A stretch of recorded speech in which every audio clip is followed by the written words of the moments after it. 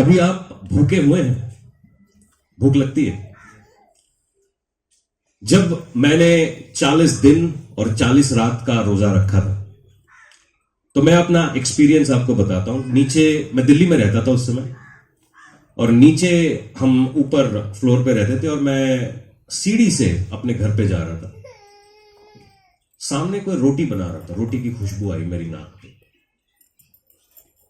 और मैं मतलब ऐसा लगा कि ये क्या है चीज, मेरे को ये खानी है। ये रोटी की खुशबू, बिरयानी समझ में आता है और कोई चीज समझ में आती है, मगर जब भूख लगती है ना, आपको मामूली सी चीज भी बड़ी कीमती लगने लगती है। और वो मेरा पर्सनल एक्सपीरियंस था भूख के साथ। एक दिन यही वाकयात, मैं एक जगह से जा रहा था, और वो जगह से एक होटल था शायद वो, तो वहां से उन्होंने थोड़े चावल खिसका दिए। वो चावल कुत्ते खा रहे थे, और अचानक से एक आदमी आके उस कुत्ते को हटाया और उसने चावल बटोर लिया। मैं समझ नहीं पाया, मैं कुत्ते के लिए तरस खाऊं, उस आदमी के लिए तरस खाऊं। भूख जब तक आपको है, आप बड़ी छोटी छोटी चीज को वैल्यू करने लगते हैं, मगर जब परमेश्वर की भूख किसी और चीज से हम भर लेते हैं, तो आप परमेश्वर को वैल्यू करना छोड़ देते हैं। आज हम बोलेंगे, प्रभु मुझे भूखा कर, अपनी उपस्थिति के लिए भूखा कर। बहुत लोग पैसे के, शोहरत के, दौलत के, अलग अलग चीजों के लिए भूखे हैं, मगर मैं आज आपसे बोलता हूं कि परमेश्वर की उपस्थिति के लिए हम भूखे बन जाएं। आइए हाथ उठा के कहिए, परमेश्वर मैं तेरे लिए भूखा हूं, मैं एक भूखी कौम हूं तेरी उपस्थिति के लिए, तेरी प्रेजेंस के लिए। खुदावन, I am a hungry generation, एक भूखी कौम जो तेरी उपस्थिति के लिए हम तेरे को ताकते रहते हैं। पिता, मुझे भूखा बना परमेश्वर, अपनी उपस्थिति के लिए, अपनी बातों के लिए। यीशु मसीह के नाम से मांगते हैं, आमेन। बुधवार सवेरे 3 बजे मैं सो रहा था, और परमेश्वर का आत्मा ने मुझे उठाया और उठा के बोला कि तेरे चर्च के विरोध में प्रार्थना चल रही है। मैं बोला, चर्च के विरोध में प्रार्थना कौन कर रहा है प्रभु? ये कुछ लोग होंगे जिनको हमारा काम शायद पसंद नहीं आ रहा होगा, वो कर रहे होंगे हमारे। परमेश्वर ने बोला, नहीं, ये विश्वासी लोग हैं जो तेरे चर्च के विरोध में प्रार्थना कर रहे हैं। तू प्रार्थना कर अपनी कलीसिया के लिए। मैंने सबके लिए प्रार्थना करना स्टार्ट किया। मैं ये समझ पाया कि कुछ लोग परमेश्वर में होते हुए भी परमेश्वर के विरोध में। मैंने बोला, प्रभु मैं कैसे जानूंगा कि मेरी कलीसिया के विरोध में कुछ आपके चुने हुए लोग प्रार्थना कर रहे हैं? वो बोलेगा, इस हफ्ते तू देखेगा लोगों की जिंदगी के अंदर गड़बड़ियां कैसे पैदा हो रही हैं। जो सही हो रहे थे उनकी लाइफ के अंदर गड़बड़ियां पैदा होंगी तेरे चर्च में। मैंने बोला, ये कैसे हो सकता है प्रभु, आप बचाइए। कहता, मैं बचाना चाहता हूं, मगर क्या तेरे लोग बचना चाहते हैं? मैंने बोला, प्रभु मैं हम बड़ी मेहनत करके इनको निकाल कर लाए हैं, हमने बड़े रोजे प्रार्थना किए हैं, परमेश्वर ये निकले हैं। मगर परमेश्वर ने कहा कि क्या ये बचना चाहते हैं? मैं प्रेयर करने लगा, और उसके बाद मेरे को अलग अलग जगह से अलग अलग, कुछ लोग बीमार पड़े, कुछ लोग तकलीफ में गए, कुछ लोगों का पैसा नुकसान हुआ, कुछ लोगों का अलग अलग चीज हुई, और ये मैं सुनने पाया।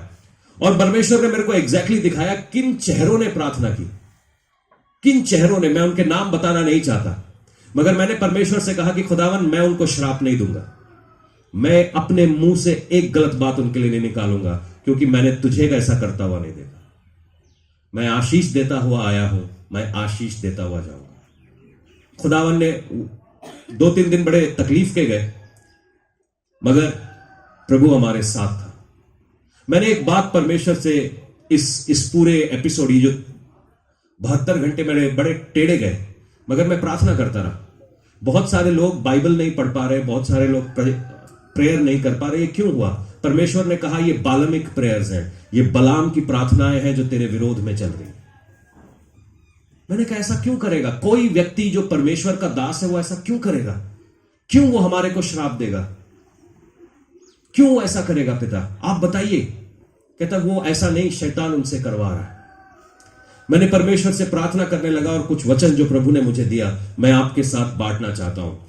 भजन संहिता Psalm 25 वर्स 14, भजन संहिता 25 उसका 14।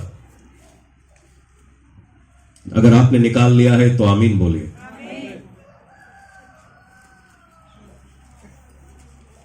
सबने निकाल लिया है? एक बार जोर से हालेलुया बोलिए। वचन यूं कहता है कि यहोवा का भेद को वही जानते हैं जो उससे डरते हैं। मैं चाहता हूं मेरे पीछे पीछे आप रिपीट करिए कि यहोवा के भेद को वही जानते हैं जो उससे डरते हैं, और वह अपनी वाचा उन पर प्रकट करेगा। यहोवा का भेद जानने के लिए ऐसा कहता है कि वो अपने सीक्रेट्स को, अंग्रेजी में देखेंगे, वो अपने सीक्रेट्स को उनके ऊपर जाहिर करता है जो उसका भय मानते हैं, जो उसको जानते हैं। परमेश्वर के सीक्रेट्स में पावर है, परमेश्वर के सीक्रेट्स में लाइफ है, परमेश्वर के सीक्रेट्स में अनॉइंटिंग है। अगर आप इन चीजों को चाहते हैं तो आप उसको रेवर करने लगे। रेवर का मतलब है डरने का होता है। आप जैसे सांप को देखा, हम सांप से डर के पीछे भागे, वो भी एक डर है। मगर हम परमेश्वर को देखते हैं और उससे इसलिए थोड़ा रेवर करते हैं क्योंकि हम उससे प्यार करते हैं। कई घरों में मैं जब जाता हूं, मेरी मां की उम्र, मेरी मां से उम्रदार लेडीज हैं, वो मेरे को देख के वो पल्लू कर लेती है। मैं बोला ये क्या हो रहा है? वो मेरी मां से बड़ी है उम्र में, मगर वो मैं ये जानता हूं कि वो परमेश्वर के दास को कैसे आदर देते, कि वो परमेश्वर का आदर है। वो रेवर कर रहे हैं, परमेश्वर से भय खा रहे हैं, वो रेवर कर रहे हैं परमेश्वर को। और कई बार हमारी जिंदगी से ये भय और डर बाहर चला जाता है, और क्योंकि हमारा रिश्ता परमेश्वर से टूट रहा है। शैतान चाहता है कि वो आपको डिवाइड कर दे। वचन यूं कहता है कि परमेश्वर मल्टीप्लाई करने वाला है। अब्राहम को जो परमेश्वर ने वाचा दिया या वर दिया, वो कहता है मैं तुझे बढ़ाऊंगा, मल्टीप्लाई करूंगा। मगर बाइबल यूं बताती है जो घराना आपस में बटा हुआ है वो कभी खड़ा नहीं रह सकता। जो भाग करना है या जो डिवाइड करना है वो शैतान का काम है। जो मल्टीप्लाई करना है या जोड़ना है वो परमेश्वर का काम है। तोड़ने वाला प्रभु नहीं है, मगर जोड़ने वाला प्रभु जरूर है। आज आप अपनी जिंदगियों को बहुत गौर से, बहुत ध्यान से देखें कि आप जुड़े हुए हैं या टूटे हुए हैं। यह आज देखने की बात है। और जब मैं इस वचन के बारे में सोच रहा था, मैं ये सोच रहा था कि प्रभु तू कहना क्या चाहता है। परमेश्वर यूं कह रहा था कि जब कोई सिख या कोई व्यक्ति अमृत चख लेता है तो वो क्या करने लगता है? एक पगड़ी बांधता है, अपने केशों को वो अच्छा करता है और एक गातरा रख के अपने साथ चलने लगता है। जब कोई मौलवी मक्का मदीना को होकर आता है तो वो अपनी दाढ़ी को बढ़ा करने लगता है। जब कोई हिंदू दीक्षा लेता है या वो जनेऊ लेता है तो अपने बालों को साफ कर लेता है, सफेद कपड़े पहनने लगता है, ऐसे ही अलग अलग चीजें करने लगता है। मगर जब हम बपतिस्मा लेते हैं हम कुछ नहीं करते। जिस तरीके के कपड़े हम पहन रहे थे हम उसी तरीके के कपड़े में पहनते हैं। और जिस तरीके से मैं ट्रेडिशनल या कैथोलिक चर्च की बात नहीं कर रहा, वो भी कुछ गले में क्रॉस वगैरह पहन लेते हैं। मगर जो पेंटिकॉस्टल चर्च है, जो परमेश्वर की आत्मा के पीछे चलने वाला कलीसिया है, वो ऐसा नहीं करता। हम अपने पहनावे को बिल्कुल चेंज नहीं करते, हमने अपने दिखावे को चेंज नहीं करते। मगर ऐसा क्यों? मैंने परमेश्वर से बोला ऐसा क्यों? परमेश्वर का आत्मा मुझको यूं कह रहा था कि वो धर्म के पीछे चलते हैं। धर्म आपको ऊपर से बदलना चाहता है। आपकी बोली, आपका पहनावा ऊपर से बदलना चाहता है। मगर परमेश्वर के साथ हमारा रिश्ता है, ये धर्म नहीं है।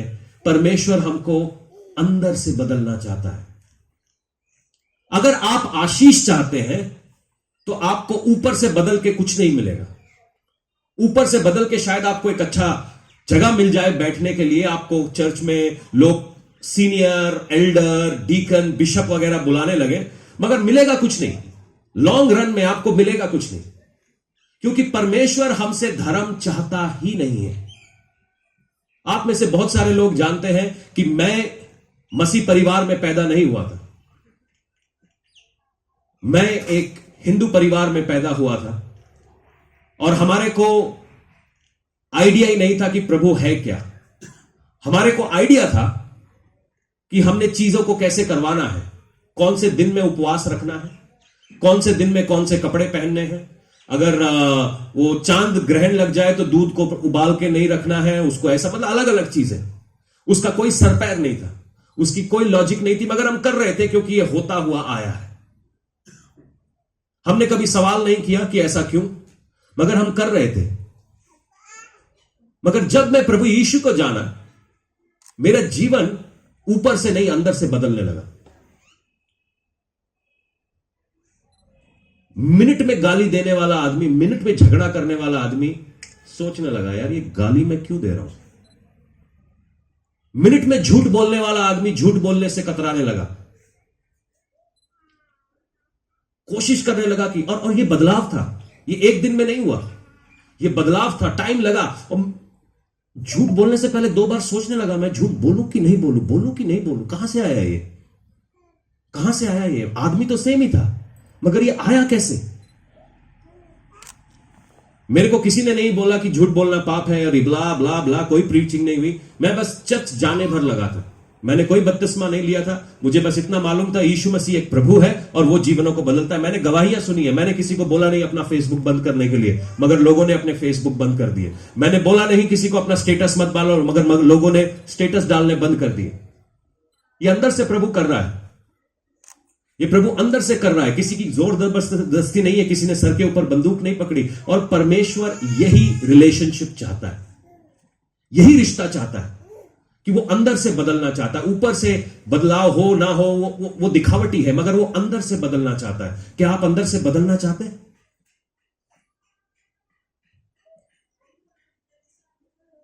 केवल 3 लोग, क्या आप अंदर से बदलना चाहते हैं? पता है बदलाव शुरू कब होता है? जब आपको मालूम चलता है जिस जगह के ऊपर आप हैं वो गलत है। सुनो, जब आपको अपने वजन से नफरत होने लगेगी तब आप एक्सरसाइज करने लगेंगे। जब तक आप अपने आप को गोलू मोलू देख के अच्छा लगता है तब तक आप वजन नहीं उठाओगे, एक्सरसाइज नहीं करोगे। उसी प्रकार से जब तक आप अपने आत्मिक रीति से बहुत खुश हैं कि यार ठीक है, चल रहा है, रोटी आ रही है, हाँ, बिजली का बिल भी माफ हो रहा है, चल रहा है, अपना स्यापा मुक रहा है, तब तक आप चेंज के लिए नहीं जाओगे। मगर जिस दिन आप समझोगे कि यार मैं बदल सकता हूं या बदल सकती हूं, उस दिन आपको लगेगा यार अच्छा हो सकता है। वहां से बदलाव शुरू होता है। जब आपको अपनी प्रेजेंट सिचुएशन से कतराने लगते हैं या उससे थोड़ा सा नफरत करने लगते हैं, वहां से बदलाव शुरू होता है। सुनिएगा चक्कर क्या है। परमेश्वर हमसे रिश्ता चाहता है, मगर हम तो उसको धर्म दे रहे हैं। हर रिश्ते में ग्रोथ होती है, ठीक है। मेरी पहली शादी थी तो शादी का एक्सपीरियंस नहीं था, पता नहीं बाकियों की हुई होगी। तो पहली शादी का एक्सपीरियंस ऐसा था कि शादी हो गई। अब शादी होती कैसी है कि भाई मैं शाम को ऑफिस से आऊंगा, पकोड़े चाय मिलेंगे, फिर उसके बाद खाना मिलेगा, उसके बाद मैं सो जाऊंगा, अपना बीच में क्रिकेट देखूंगा, आईपीएल देखूंगा, और कोई मसला नहीं। मुझे लगा यही शादी है, यही शादी है। मैं इसलिए के लिए बड़ा एक्साइटेड था कि मेरे को लगा बस इतना ही करना पड़ेगा। कमाई तो मैं पहले भी कर रहा था, भी करूंगा, क्या फर्क पड़ता है। शाम को ऑफिस से आऊंगा, पकोड़े चाय खाऊंगा, थोड़ा सा टीवी देखूंगा, सो जाऊंगा। मगर एक्चुअली ये नहीं थी। मेरे को मेहनत करनी पड़ी दूसरे को जानने के लिए, क्योंकि मैं तो बॉयफ्रेंड भी ढंग से नहीं बना था। पति बनना तो बहुत दूर की बात है। मतलब जो बॉयफ्रेंड वाले गर्लफ्रेंड वाले होते हैं उनको एक्सपीरियंस होता है लड़की से बात कैसे करनी है, उसको पसंद क्या है। मेरे को तो वो भी नहीं था, वो भी उधार का ज्ञान था मेरे पास, और उधार का ज्ञान आपको ज्यादा आगे लेके नहीं जाता। और मैं जो भी करूं छित्तर खाने वाले काम। मैं शादी के बाद अपने आप को बदलने लगा। क्योंकि मुझे लगा कि मुझे थोड़ा सा चेंज होना चाहिए, और रिलेशनशिप हमारा ग्रो करने लगा। हम हस्बैंड वाइफ से अच्छे दोस्त बने, और अच्छे दोस्त के बाद हम अब पार्टनर हैं, जिंदगी में, सेवकाई में, और जो कुछ भी हम कर रहे हैं उसमें हम पार्टनर हैं, क्योंकि ये रिलेशनशिप ग्रोथ मांगता है। हर रिश्ता ग्रो करना मांगता है। आज आपने बच्चा पैदा किया है, आप उस बच्चे को डायपर पहना रहे हो, उसको उसका उसका उसका उसका ख्याल रख रहे हो, खिला रहे हो, पिला रहे हो, मगर अगले 40 साल तक आप वैसा करना नहीं चाहते। आप सोचते हो 2 साल में बच्चा अपना फिट हो जाए, इंडिपेंडेंट हो जाए, और उसके बाद आगे चलता है। हर रिलेशनशिप के साथ यही है। आपने कहीं पे ज्वाइन किया एज ए क्लर्क, आप क्लर्क लगे, अगले 2 साल आप उस बिजनेस में लगाएंगे, आपको लगेगा मेरे को सीनियर क्लर्क बनाओ भाई। सीनियर क्लर्क बन गए, उसके बाद लगेगा मेरे को एग्जीक्यूटिव बनाइए, एग्जीक्यूटिव के बाद आप मैनेजर बनेंगे, क्योंकि वहां पे भी आपको ग्रोथ की जरूरत है, बढ़ोतरी की जरूरत है। परमेश्वर के साथ जब हमारा रिश्ता आता है, वहां पर हम कभी ग्रोथ की नहीं सोचते। जब मैं परमेश्वर में नहीं था, मैं मूर्तों के आगे जाकर अपनी जरूरतें बताया करता था कि मुझे इंग्लिश में पास करा दो, इंग्लिश तो अच्छी थी मेरी, केमिस्ट्री में पास करा दो, ज्योमेट्री में मुझे पास करा दो, मेरे को ये वाली मोटरसाइकिल दिला दो, ये वाली बाइक दिला दो, ये वाले कपड़े दिला दो, मुझे फलां जगह पे घूमना है, मुझे ये चाहिए, मुझे वो चाहिए, फहरिस्त। आज भी हम प्रार्थना में क्या कर रहे हैं? यही तो कर रहे हैं। तो हमको लगता है कि परमेश्वर जो सब कुछ जानता है, सो अति महान परमेश्वर है जिसने सारी चीजें बनाई हैं, उसको मेरी जरूरतों का शायद पता नहीं होगा। इसीलिए हम हर बार प्रेयर में जाते। प्रेयर करी आपने? हां जी, प्रेयर करी। प्रेयर में क्या किया? मैंने प्रार्थना नहीं करी, बल्कि मैंने अपनी अर्जियां खुदा के सामने डाल दी। तो आपको क्या लगता है कि परमेश्वर को आपकी अर्जियों के बारे में नहीं पता? वो आपका उठना बैठना जानता है, आपके गूदे और आपकी हड्डी के बीच के डिफरेंस को वो जानता है, आपके रोम रोम में, आपके सेल के अंदर क्या चल रहा है उसको बनाने वाला है। क्या उसको यह नहीं मालूम कि आप तकलीफ में हैं? क्या उसको यह नहीं मालूम कि आपको पैसे की घटी है? फिर प्रॉब्लम क्या है? परमेश्वर मेरी प्रार्थना को क्यों नहीं सुन रहा? क्योंकि आई एम नॉट ग्रोइंग। मेरी बेटी क्या, मैं बहुत बार ये एग्जांपल दे चुका हूं, मेरी गाड़ी मेरी बेटियों की है, मगर मैं उनके हाथ में चाबी नहीं देता, क्योंकि अगर मैं उनको अभी चाबी दे दूंगा तो वो अपने लिए भी और सड़क पे जो लोग चल रहे हैं उनके लिए भी खतरे का कारण बनेंगे।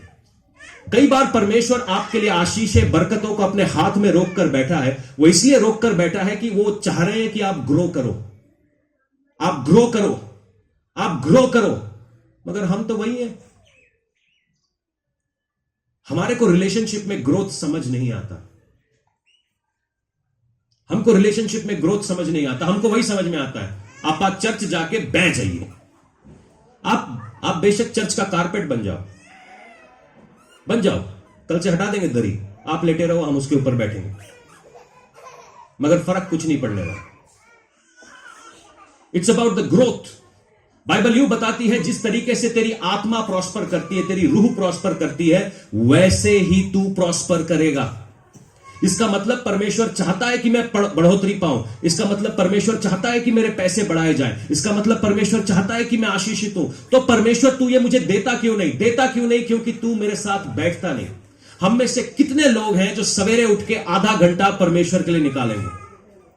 अगर आपने शादी में जाना है तो 1 घंटा आप अपने मुंह पे लिपापोती कर रहे होंगे। आप बाल कटाने के लिए लोग एक एक दिन लाइन पे खड़े रहते हैं, मगर मैं प्रार्थना करने के लिए बोलूंगा, फिराओ। लोगों को लग रहा है कि परमेश्वर के पास कोई जादू की छड़ी है, वो होनी चाहिए, मेरे लिए चलनी चाहिए, मेरे को कुछ करना ना पड़े, बस मेरा काम बन जाए। मैं कल सोच रहा था, जितने गरीब आदमी हैं वो लॉटरी की लाइन में आपको खड़े हुए मिलेंगे धारीवाल की नहर पे। कोई रिक्शा चला रहा है, कोई सब्जी बेच रहा है, कोई अंडे बेच रहा है, और ये सवेरे सवेरे मैं देखा लाइन वहां पर। मैंने सोचा कोई राशन बट रहा है, राशन नहीं, वो कोई लॉटरी के चक्कर में खड़े थे। मेरे दिमाग में आया कि यार, अगर लॉटरी से आशीषित होते हैं तो अंबानी, अदानी, टाटा, इनके लड़के क्यों नहीं खड़े हैं लाइन में? हटे वर्गे क्यों खड़े हैं? मालूम है क्यों? क्योंकि हमारे को सही चीज का पता ही नहीं किसी के साथ हमने रिश्ता बनाया ही नहीं कि कोई हमारे अंदर थोड़ी अकल बुद्धि डाले कि बेवकूफा जे इधर से बरकत आंधी होती तो उन्होंने अपने बच्चों को पैसे देके यहां नहीं खड़ा करना था सारी लॉटरियां खरीदने के लिए। क्योंकि हमारा रिलेशनशिप ही नहीं है। हमारा रिलेशनशिप चर्च के साथ नहीं है, पासबान के साथ नहीं है। हमको सिर्फ मतलब मालूम है, हम मतलब के लोग हैं, हमें मालूम है मतलब कैसे निकालना है। इसको मैं बोलता हूं पैरासाइट्स। पैरासाइट मतलब आपने जोक देखी? जोक देखते, कुत्ते के ऊपर जोक होती। कुत्ते और जोक के बीच का रिश्ता मालूम है क्या है? जोक को कुत्ता पसंद है। मालूम है क्यों? क्योंकि उसके अंदर से उसका खाना निकलता रहता, चिपका रहता है, बस दे कुछ नहीं रहा, निकाल रहा। मेरी बात समझ आ रही है? इसी प्रकार से हम में से बहुत सारे लोग यीशु मसीह के साथ चिपके हुए हैं क्योंकि हम कुछ देना नहीं चाहते मगर निकालना चाहते हैं। मगर मैं आज आपको बता दूं, जब तक आप बीज बोओगे नहीं, काट नहीं पाओगे। चाहे आप कितने महान फार्मर हैं, कितने अमीर हैं, कितने बुद्धिमान हैं, जब तक आप उसके अंदर बोओगे नहीं, आप काट नहीं पाओगे। और कुत्ता भी ऐसा सोचता है, जाके कहीं पर रगड़ के ये जोक को हटा दो,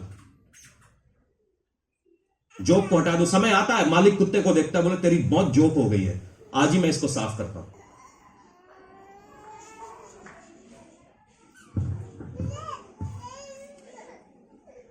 परमेश्वर हमारे साथ ग्रोथ चाहता है। मैं जब बाइबल को बहुत ध्यान से पढ़ रहा था, बाइबल यूं बताती है कि आदम के साथ परमेश्वर हर रोज मिलने आया करता था। आदम के साथ परमेश्वर मिलता था। और जिस दिन से आदम को उसने अदन की वाटिका से बाहर भेज दिया, परमेश्वर एक आदमी को ढूंढने लगा कि जिसके साथ मैं दोस्ती करूं। एक दोस्त ढूंढ रहा था। प्रभु तूने सारी दुनिया को बनाया, अपने लिए एक दोस्त क्यों नहीं बना पाया? क्योंकि दोस्ती मालूम है बड़ी अजीब चीज होती है। आपको कभी दोस्ती करी? हमारे यहां पे दोस्त है। दोस्तियां कैसे होती हैं? शराब के बदले, आज तूने मुझे पिलाई, कल मैं तुझे पिलाऊंगा, ऐसी दोस्तियां होती। चल आज तूने मुझे मोटरसाइकिल पे घुमाया, कल मैं तुझे मोटरसाइकिल पे। मगर ये दोस्ती मतलब की दोस्ती है। जो सही दोस्ती है वो दोस्ती है जो आपका हाथ में हाथ, दुख में दुख, सुख में सुख उठाएगा। वो कभी ये नहीं देखेगा तेरा मेरा फायदा क्या है।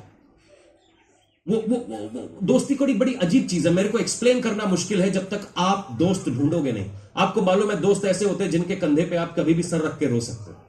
दोस्त ऐसे होते हैं जिनको आप कभी भी फोन कर सकते हो। दोस्त ऐसे, और ऐसी दोस्तियां कितनी रह गई आजकल, जो आपसे कभी रीस नहीं रखते, जो आपसे कभी जलते नहीं है, आपकी खुशी में खुश है, बहुत कम। क्योंकि वो रिश्ता डेवलप करने के लिए बड़ा टाइम लगता है। आजकल तो फेसबुक पे सारा जमाना दोस्त है आपका। जो आपको जानते हैं वो भी दोस्त है, और जो आपको नहीं जानते वो भी दोस्त है। फ्रेंड्स। और कई बार हम इसी बात से धोखा खा रहे हैं। जब हम जेम्स या अयूब 2:24 पढ़ते हैं, वहां पर परमेश्वर की एक दोस्त की बात है। मैं चाहता हूं कि आप उसको पढ़ें। आज मैं उसकी जिंदगी के अंदर झांक के देखना चाहता हूं कि वहां पर है क्या। इब्रानियों के बाद याकूब, इसको हॉल ऑफ फेम भी बोलते हैं, विश्वास का हॉल ऑफ फेम भी बोलते हैं। अगर आप कभी विश्वासियों के बारे में जानना चाहे तो अयूब 2 को पढ़िएगा, बहुत मजेदार कहानी है। मगर मैं चाहता हूं कि याकूब 2:24 आप पढ़िए। याकूब 2:24 यूं कहता है, और पवित्र शास्त्र का यह वचन पूरा हुआ कि अब्राहम ने परमेश्वर का विश्वास किया और उसके लिए धर्म गिना गया, और वह परमेश्वर का मित्र कहलाया। एक विश्वासी अब्राहम परमेश्वर का मित्र कहलाया।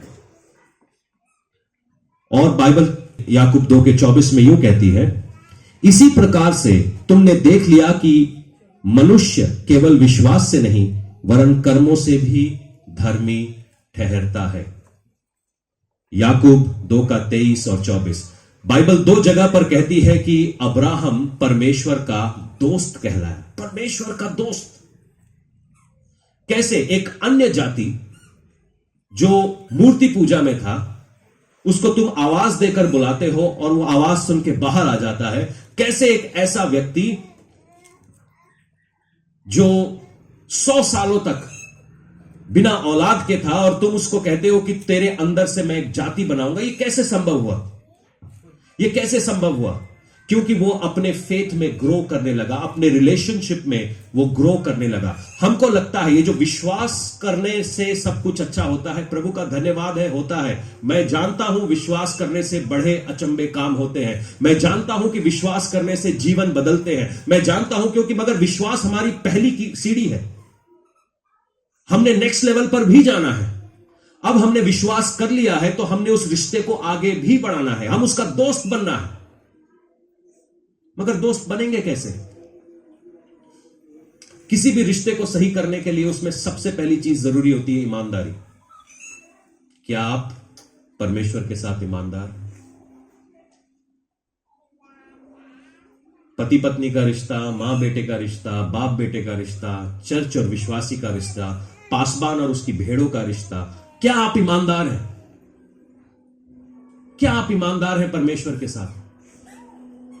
कई बार मेरे को लगता है कि मैं केवल मैयतों का पास्टर हूं। कहीं पे भी मैयतें होती हैं, मेरे को बुला लेते, दफनाओ। मैं नाम लिखने वाला हूं, एक कार्ड बनाऊंगा, मैं दफनाओ स्पेशलिस्ट हूं। किसी को भी दफनाना हो मुझे बुला लो। मगर जब तुम्हारे घर में शादियां होती है तुम्हारे को मेरी याद नहीं आती। जब तुम्हारे घर में भंगड़े पाते हो तुम्हें मेरी याद नहीं आती। मगर जब तुम्हारे घर में मुसीबतें होती है 2 बजे मेरे गेट के आगे खड़े होते हो। परमेश्वर के ये रिश्ता केवल मेरे साथ नहीं है, परमेश्वर के साथ भी ऐसा ही है। क्योंकि जैसे वो मुझे ट्रीट कर रहे हैं वैसे वो परमेश्वर को भी ट्रीट करते हैं। क्या हम ईमानदार हैं? क्या हम ईमानदार हैं परमेश्वर के साथ? अगर आज मेरी जिंदगी में कुछ ना भी हो तो भी मैं परमेश्वर को कहूंगा कि तू भला है, तेरी करुणा सदा की है। कुछ लोगों ने चर्च इसलिए ज्वाइन किया कि चर्च में से फायदा क्या हो सकता है, मेरा काम कैसे बनेगा, मैं कैसे करूंगा, फायदा निकालो, फायदा निकालो। हर जगह पे फायदा है, हर चीज प्रॉफिट एंड लॉस स्टेटमेंट है। बच्चा पैदा हो गया उसका भी प्रॉफिट एंड लॉस स्टेटमेंट है। लड़का हुआ तो प्रॉफिट, लड़की हुई तो लॉस।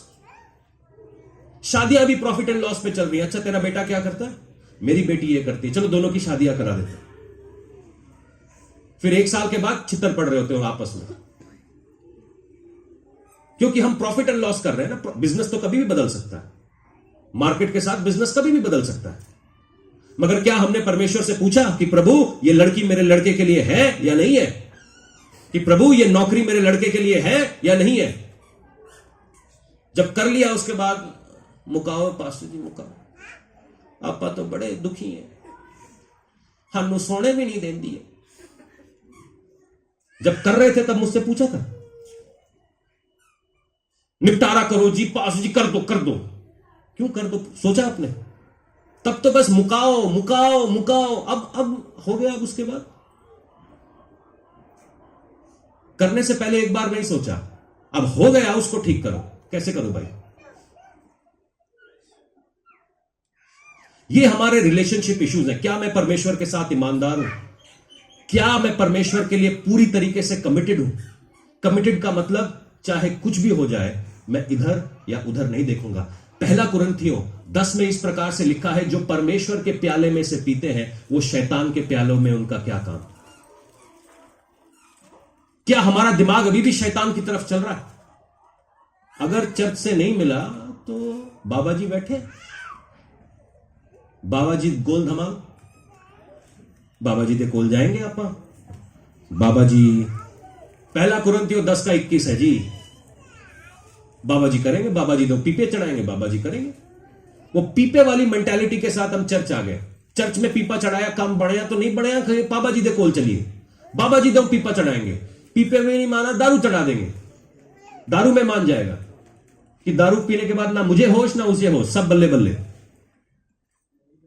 ये है हमारी मेंटालिटी, एक मसीहों की मेंटालिटी है। और हम बोल रहे हैं हम परमेश्वर आप हमारे लिए कर क्यों नहीं रहे? हम क्या कर रहे हैं? हम क्या कर रहे हैं? मेरे को तेरे से, मुझे मालूम है तू बरकत देने वाला है, तू आशीष देने वाला, मगर मेरा दिमाग बाबा जी के कोल लगा हुआ। वो बाबा जी की मेंटालिटी, मैं बाबा जी को तो छोड़ आया मगर वो चमत्कार मेंटालिटी मेरे ऊपर से हटती नहीं। मैं जानता हूं परमेश्वर चमत्कार करने वाला है, बिना मांगे चमत्कार करता है। लाजर ने कहा भी नहीं कि मुझे कब्र से निकालो, मगर फिर भी उसने निकाल दिया। उसकी बेटियां रो रही थी, बहनें रो रही थी, मत निकालो मत निकालो। बोले चुप कर, आजा लाजर बाहर आ। किसी ने मांगा नहीं था लाजर को जिंदा करने के लिए, मगर उसने फिर भी कर दिया। उस औरत ने एक बार भी नहीं बोला कि यीशु मसीह मुझे चंगा करो। वो देख भी नहीं रहा उस औरत की ओर जिसको 12 साल से लहू बह रहा था। उसने उसके कपड़े को छुआ, चंगी हो गई। हम केवल विश्वास करते हैं, काम नहीं करते। हम बोलते हैं विश्वास, हाथ में बाइबल है, मगर हमारा दिल किधर है? क्योंकि बाइबल बताती है जहां तेरा मन है। हमने अपना सारा धन लिपस्टिक और कपड़ों के पीछे लगा दिया। हमने सारा धन फालतूगिरी में लगा दिया है। क्योंकि आप पूछो, आपने अपनी सारी जिंदगी क्या चीज करने के लिए लगा दी?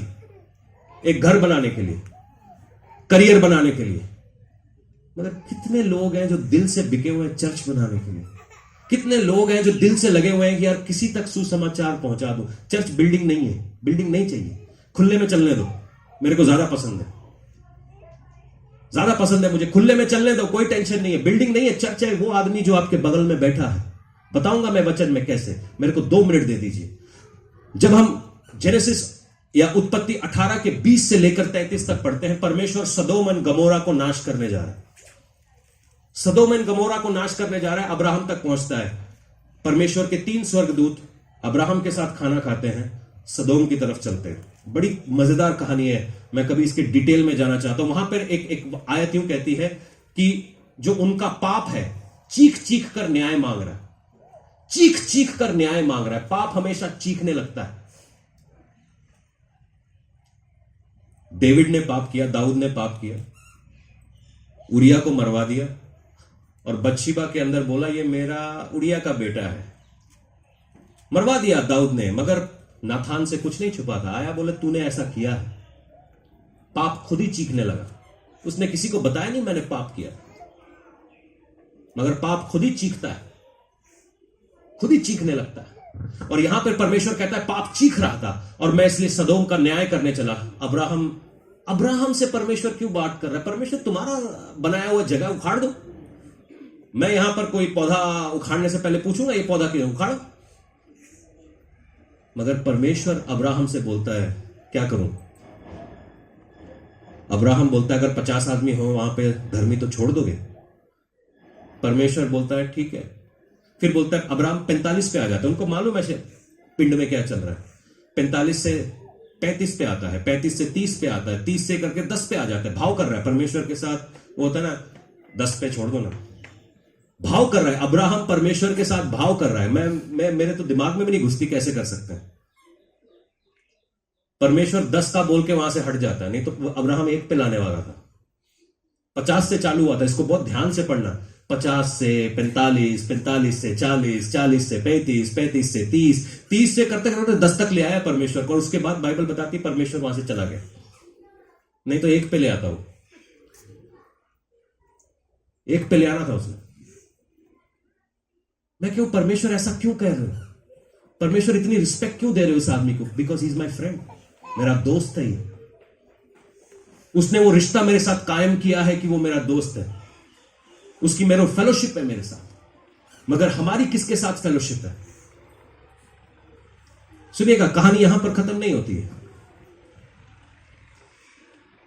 अगर आप किसी चीज के लिए कमिटेड नहीं है, शादी में नॉन कमिटेड लोग बड़े खतरनाक होते हैं। किसी ऐसे इंसान के साथ आपकी शादी हो गई जो कमिटेड नहीं है, तो बड़ी गड़बड़ी की बात है। वो आपसे शादी करेगा, फिर कमला, विमला और शिमला के बीच में लगा रहेगा। सुनना अच्छी बात है, अभी आप जोक मार रहे हैं, मगर it's a very difficult thing. इसी तरीके से परमेश्वर चर्च के अंदर भी बैठे हुए हैं लोग, मगर दिमाग कहीं और लगा है, परमेश्वर की तरफ नहीं है। क्योंकि अगर आप परमेश्वर की तरफ होते तो चर्च बुलाने के लिए आपको न्योते की जरूरत नहीं पड़ती। आप दौड़ के आते, सर पे आते। आपको बोलना नहीं पड़ता कि टाइम पर आइए। आप 10 बजे का चर्च है, आप यहां पर 9 बजे पहुंच जाते। आपको बोलना नहीं पड़ता झाड़ू लगाइए, साफ करिए, टेंट लगाइए, ऑटोमेटिकली होता है। क्योंकि जहां तेरा मन है वहीं तेरा धन है। यू नो कि मेरा रिश्ता है मेरे परमेश्वर के साथ। अगर आज आपके घर में कभी शादी होगी तो क्या आप अपने दोस्तों से बोलोगे यार थोड़ा प्लेट उठा दे? वो आके खुद ही काम करने लगेंगे, वो खुद ही काम करेंगे, आपको बोलना तक नहीं पड़ेगा। मगर चर्च में कमेटी बनाओ, टीम बनाओ, टीम को मोटिवेटेड रखो, फिर टीम को बोलो आए टाइम पे, फिर टीम को बोलो आपस में बिहेव करो, एक दूसरे के साथ प्यार रखो, एक दूसरे की गलतियां समझो, एक दूसरे के साथ लेकर चलो, क्योंकि प्यार नहीं है, दोस्ती नहीं है, दघोसला है, दघोसला है। चर्च लाना लोगों को एक यहां हमने पिक एंड ड्रॉप दे रखा है, फिर भी लोग चर्च नहीं आते, मगर उनके फोन आते हैं मुझे, हाडा ये हो गया, हाडा वो हो गया। चर्च आइए ना, कुर्सियां खाली पड़ी है आपके लिए, जगह खाली पड़ी है, अगर यहां जगह नहीं होगी अपने सर पे बिठाऊंगा, मगर आइए।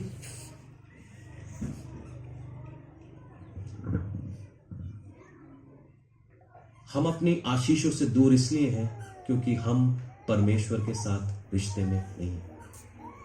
सुनना, प्रभु यीशु मसीह 3.5 साल सेवकाई करते, 3.5 साल में वो बहुत से चेले बनाते हैं, 3.5 साल उनके साथ वो रहते हैं। उन चेलों ने चिन्ह, चमत्कार, चंगाई, छुटकारे दिन रात देखे। वो प्रभु यीशु मसीह के फैन बन गए। फैन समझते, फैन फॉलोइंग समझते, कि जिस किसी हीरो को उसकी तस्वीर अच्छी चल जाती है तो हम उसके फैन हो जाते हैं, मगर जैसे ही उसकी तस्वीरें फ्लॉप होने लगती हैं, फिल्म फ्लॉप होने लगती है, उसका फैन पलट के किसी और की तरफ चला जाता है। आज फलां हीरो का फैन है या फलां हीरोइन की फैन है, कल चीजें चेंज हो गई, फिर वो उनके फैन हो गए, क्योंकि फैन फॉलोइंग चेंज होती रहती है। सुनना, फ्रेंड्स और फैनों के बीच में बहुत फर्क है। तो वहां पे हमारे फैंस हैं, अब चर्च के अंदर भी फैंस होने लग गए हैं। वो भीड़ देख के वहां पर परमेश्वर को ढूंढने चले जाते हैं, मगर मैं आज आपको सच बताता हूं, भीड़ में परमेश्वर होता नहीं।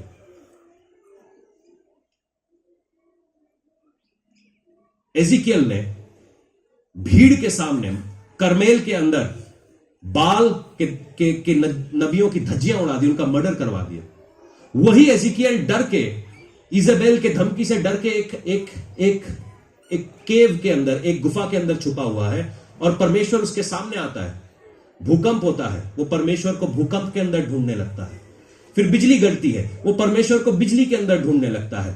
आवाज होती है, वो आवाज के अंदर परमेश्वर को ढूंढने लगता है। वो परमेश्वर को आग के अंदर ढूंढने लगता है, मगर ये सब में वो परमेश्वर को नहीं ढूंढता। वो परमेश्वर उससे धीमी और हल्की आवाज में मिलता है।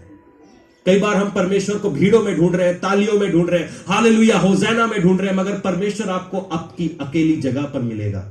सवेरे जब आप अपना टाइम अलग करके अपनी बाइबल के साथ बैठते हैं, आधा घंटा सारी दुनिया से अलग होकर, वहां परमेश्वर आपको मिलता है। अलोन टाइम परमेश्वर के लिए साथ बड़ा जरूरी है। अगर आप किसी के साथ रिश्ता बनाना चाहते हैं, उसके साथ अलोन टाइम बड़ा जरूरी है। इसीलिए मैं बोलता हूं, जिनकी शादियां हो गई हैं, किसी बहन के साथ अलोन टाइम मत करो। मैं तो उनके साथ अलोन प्रेयर भी नहीं करता, बिकॉज मेरा अलोन टाइम केवल मेरी पत्नी के साथ है। मेरी बात समझ में आ रही है? आई एम वेरी स्पेसिफिक, क्योंकि हमारा अलोन टाइम हर शब्द वो जी हाँ जी नहीं, ये मेरा काम नहीं है। मैंने सारी दुनिया के सामने मैंने बोल दिया कि सुख में, दुख में, गरीबी में, अमीरी में मैं तेरे साथ हूं, तो तेरे साथ हूं। That's it, commitment done, commitment done, बात खत्म। क्या आज हम प्रभु के साथ हैं? सुख में, दुख में, गरीबी में, अमीरी में, तकलीफ में, खुशी में। हम ये बैरियर्स को नहीं जानते, इसलिए हम ये तकलीफ कर रहे हैं। एलिया परमेश्वर को गड़गड़ाहट में ढूंढने लगा, मगर वो धीमी आवाज में मिलता है। और इसीलिए आपको हर सवेरे परमेश्वर के साथ अकेले बैठना, कोई तो कहे जरूरी है, जोर से कहो ना, जरूरी है, जरूरी है। कल से बैठना, ठीक है?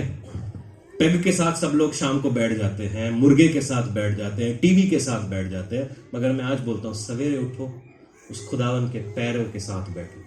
आप देखोगे आपकी जिंदगी चलने नहीं, उड़ने लगेगी। आपसे ये झूठा धर्म हटा दिया जाएगा।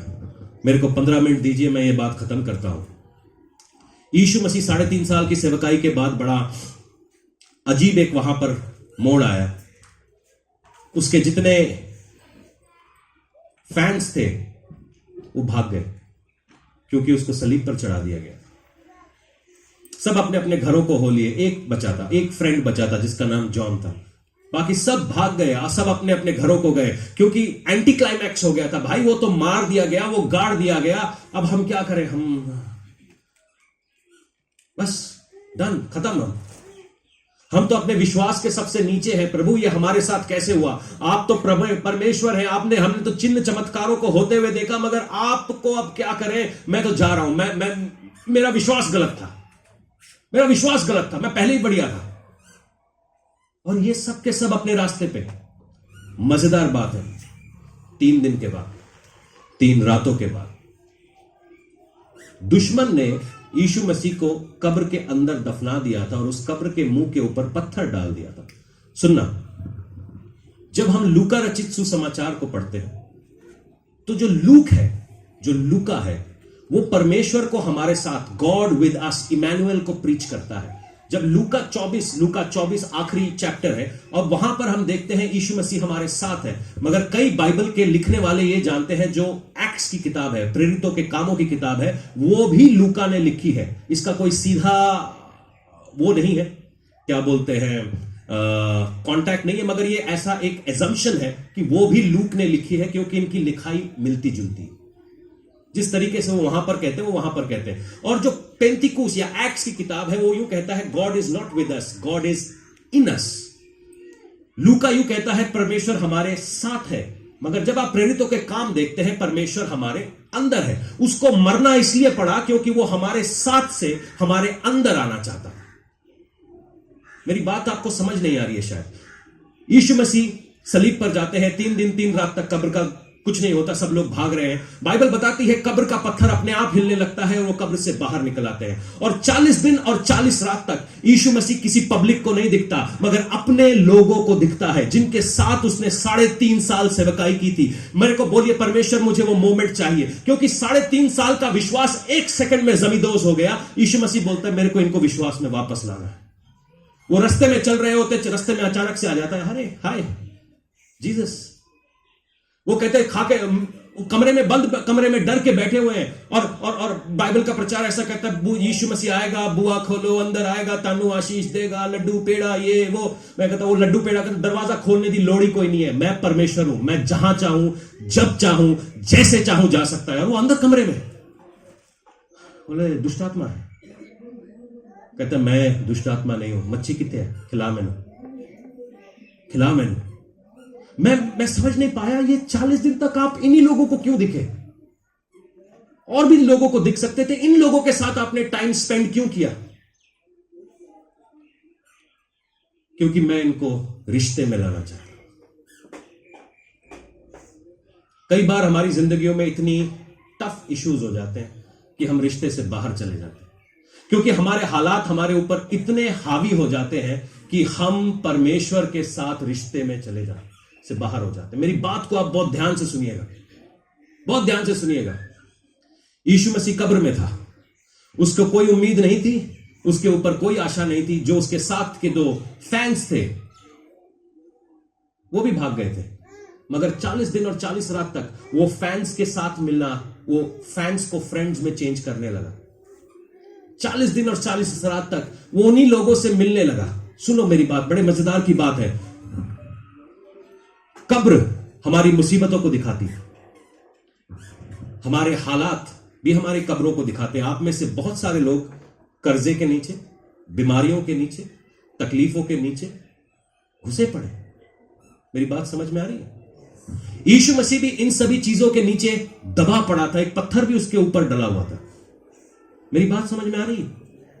और जब ऐसा कुछ आप देखते, बोलते यार उम्मीद ही नहीं है, छोड़ो यार, छोड़ो छोड़ो, जाने दो, लेट इट गो, जाने दो इसको। मगर 40 दिन और 40 रात तक वो इन्हीं लोगों को बोलता रहा, देखो जैसे तुम मेरे साथ बपतिस्मे में गाड़े गए ना, वैसे तुम भी अपनी मुसीबतों के कब्र से निकलने वाले हो। तुम अपने कर्जे में से, अपनी बीमारी में से, अपने ऊपर जादू टोने में से, अपनी गलत फहमियों में से, अपनी चीजों में से निकलने वाले हो, क्योंकि तुम मेरे दोस्त हो। You are friends with Jesus. वो प्रभु नहीं है, वो खाली प्रभु नहीं है, वो दोस्त है, वो दोस्त है। वो मेरा दोस्त है, यीशु मेरा यार है। वो गीत कौन सा है? हालेलुया हालेलुया, यीशु मेरा यार है, हालेलुया। गीत कौन सा है मेरे को? यारा दा यार मेरा यीशु। आगे किया मेरा हकदार मेरा यीशु। इतना सोना गीत है ये। हम यीशु को चाहते हैं कि वो बस किताब में बंद रहे और संडे के दिन हमें सानू चर्च जाके शिफा दिला। वो कहता है मैं तेरा यार है यार, दोस्ती है मेरी तेरी। 40 दिन 40 रात तक वो अपने दोस्तों के साथ रहा। फैंस जो डर के भाग गए थे अब फ्रेंड्स बन गए थे। मगर पेंतिकूस का मतलब है 50। 40 रात को वो बेथनी में जाता है और बेथनी से टैक्सी बुलाता है, बादलों की टैक्सी पे बैठता है, स्वर्ग चला जाता है। बोला फिर हमको तू छोड़ के चला गया, अब हम क्या करेंगे? फिर तू छोड़कर चला गया, हम क्या करने वाले हैं? फिर ये यार हमको छोड़ के चला जाता है यार। जब भी मैं मुसीबत में होता हूं हमको छोड़ के चला जाता है। जब भी मैं मुसीबत में होता हूं मुझसे बात नहीं करता, मेरे को आवाज नहीं आती, मेरे को कुछ सुपर नेचुरल एक्सपीरियंस नहीं होता यार। फिर चला गया मैनू छड़ के यार। दोस्त कहता है मैनू छड़ पर आ यार, चल जॉन दे घर चलिए। जॉन के घर गए। सुनो, विश्वास का मतलब बटोरना नहीं होता। थोड़ी उम्र मेरी हो गई है, विश्वास का मतलब है छोड़ना, छोड़ दे। उन्होंने यीशु मसीह को बोला ठीक है आप जाइए, हम तैयार हैं आपकी कलीसिया के लिए। तैयार होने लगे। उन्होंने एक बंदा इकट्ठा किया। भाई सब लोग, हम 12 थे। यहूदा इस्करियत ने अपने आप को फांसी लगा ली, हमें दोबारा 12 चाहिए। तो उन्होंने पर्चियां डाली, एक बंदे को चुना, मथायस को। 12 हो गए। अब 12 चेले वापस 12, द 12 men 12 हो गए। 12 होने के बाद सब एक मन से थे। सुनो, कंफ्यूजन मालूम है क्या होती है? आपका लेफ्ट पांव बोलता है दुनिया में चलो, आपका राइट पांव बोलता है चर्च में चलो। आपका लेफ्ट बोलता है यार वो लोग तो सारे कामयाब हो रहे हैं, आपका राइट बोलता है यार मैं ही बेकामयाब क्यों हो रहा हूं। ये कंफ्यूजन मतलब एक तरफ आपको एक हम चर्च जाना चाहिए, हमें चर्च जाना चाहिए, नहीं आज काम पे जाना चाहिए, नहीं चर्च जाना चाहिए। ये कंफ्यूजन है। नहीं हाँ दारू छोड़नी है, मगर यार वो भी पी रहा है, मैं भी पीऊंगा उसके साथ। नहीं मुझे चर्च में पवित्र जीवन बिताना है। कंफ्यूजन है। बटा हुआ आदमी दोनों तरफ, और जब दोनों तरफ बटता है तो पैंट फट जाती है। और जिनकी पैंट फट जाती है फिर अपने आप को बचाते हुए घूम रहे होते। और ये भी कंफ्यूज थे। कहता है अब हम कंफ्यूज नहीं रहेंगे, हम एक मन के हो जाएंगे, सब साथ हो जाएंगे, सब एक मन से एक साथ आएंगे, एक कमरे में बैठेंगे, दुआ करेंगे। बाइबल बता रही एक अकॉर्ड के साथ। जब वो एक मन से पुकारने लगे, जो परमेश्वर उनके साथ था, बाइबल बताती है वो उनके कहता जब तक मैं जाऊंगा नहीं मददगार आएगा नहीं। जब वो एक मन के साथ एक दिल के साथ पुकारने लगे, वो रूह में भर गए। और जब रूह में भर गए, बाइबल अगले 2 चैप्टर के बाद बताती है चर्च में कोई गरीब नहीं था। मेरी समझ में नहीं आ रही था उन्होंने, चर्च में कोई गरीब नहीं था। बाइबल बताती है नोबडी लैक्ड एनीथिंग। कैसे? पवित्र आत्मा आई। कई चर्चेस में गोल्ड डस्ट गिरता है, देखा होगा आपने, गए भी होगे। गोल्ड गिरता है, फिर देखा गिरता हुआ गोल्ड? नहीं गिरता है, तुम्हें नहीं पता है, गिरता है। गोल्ड आता है, चमकीला हो जाता है, पत्थर सोने के निकलते हैं। फिर पत्थर, मेरा सवाल ये है, अगर वहां पे ओरिजिनल सोना गिर रहा है तो तुम सोना क्यों मांग रहे हो? और वही सोना इकट्ठा कर लो, देश की थोड़ी गरीबी दूर हो जाए। कसम से यहां गोल्ड डस्ट गिरे ना, मैं सबको बोल रहा हूं एक थैली लेके आया करो, यहां चादर बिछाएंगे और थैलियां भरेंगे, फिर देखो देश की गरीबी कैसे दूर करते हैं। एक भी गरीब नहीं रहेगा। मगर हमारी मत मारी जाती है कई बार, क्योंकि हम हालात में इतने फंसे, कब्रों में इतने घुसे हुए कि हर जगह पे जाके हमें कब्र का ही किसी तरीके से, कब्र में है, दूसरा हम खुद कब्र में है गरीबी में, और कोई बाबा जी को तेल चढ़ाए वो भी कब्र में है। कब्र वाला कब्र से निकालेगा मुझे, नहीं कब्र वाला आपको कब्र में वापस खींचेगा। सुनो, जिसकी कब्र खाली है वही आपको कब्र से निकाल सकता है। ओ यार तानु गल ही नहीं समझा, इन्हीं में तो ढोल तमाशे बज जाते हैं यहाँ पे। जो कब्र से निकाला हुआ है वही आपको कब्र से निकाल सकता है। एक बार जोर से हालेलुया बोलो। आमीन। मेरी बात समझ में आ रही है? 1 मिनट और इसी को खत्म करेंगे। परमेश्वर, जो मेरी प्रेजेंट सिचुएशन है और जो तेरा वायदा है उसमें बहुत बड़ा फर्क है।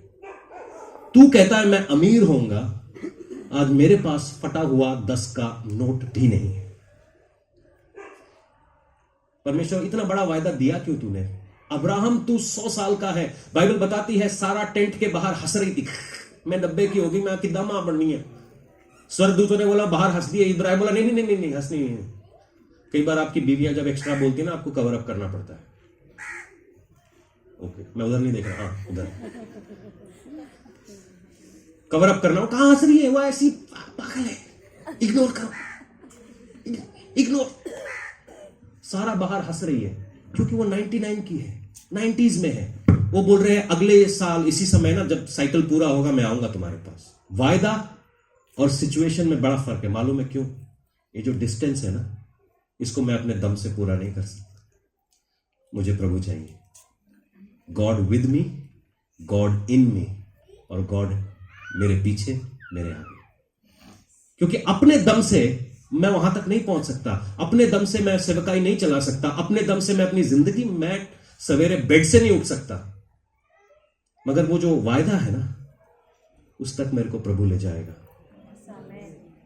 ये जो डिस्टेंस है मेरे प्रॉमिस का और मेरे हालात का, यही प्रभु है। कई बार हम अपने प्रॉमिस तक पहुंचने में इतने खो जाते हैं कि मजे को छोड़ देते हैं। ये जो रास्ता है ना, यहां से लेकर वहां तक, यही गवाही है, यही गवाही है। मैं भूखे पेट था मगर प्रभु मेरे साथ था। उसने मेरे मुंह को कभी काला नहीं होने दिया, मेरे घर की बिजली कभी कटने नहीं दी, मेरी किडनियां कभी बिकने नहीं दी, मेरे को बिस्तर में कभी पड़ने नहीं दिया। लोगों ने थूका, लोगों ने छोड़ दिया, लोगों ने तमाशे बनाए, मगर उसने मुझे कभी नहीं छोड़ा। मैं वहां तक पहुंचा हूं, भले ही रेंग के पहुंचा हूं मगर मैं पहुंचा जरूर हूं, मगर ही हार के पहुंचा हूं मगर मैं पहुंचा जरूर हूं। परमेश्वर किसी के लिए है ये जो यूं कहता है, परमेश्वर मैं अपने हालातों को देखता हूं तो तेरे कलाम का विश्वास करना मुश्किल है। मैं आज उनसे कहता हूं तू विश्वास कर और उस पे काम भी कर, क्योंकि वो छुटकारे का प्रभु है। कोई तो कहे हालेलुया। यहीं पे मुझे ग्रेस चाहिए, यहीं पे मुझे ग्रेस चाहिए। मैं अपने दम से दारू से नहीं निकल सकता, मैं अपने दम से जादू टोने से नहीं निकल सकता, मैं अपने दम से नशे से नहीं निकल सकता। मुझे तू चाहिए, मेरे को तेरे साथ दोस्ती चाहिए। हालेलुया। मैं तेरा दोस्त हूं। मैं चाहता हूं वाला गीत गाइए, यारा दा यार मेरा यीशु, और कलीसिया मेरा साथ दीजिएगा। यारा दा यार मेरा यीशु, मेरा हकदार मेरा यीशु, सच्ची सरकार मेरा यीशु, मेरा दिलदार मेरा यीशु है पवित्र। तेरा बस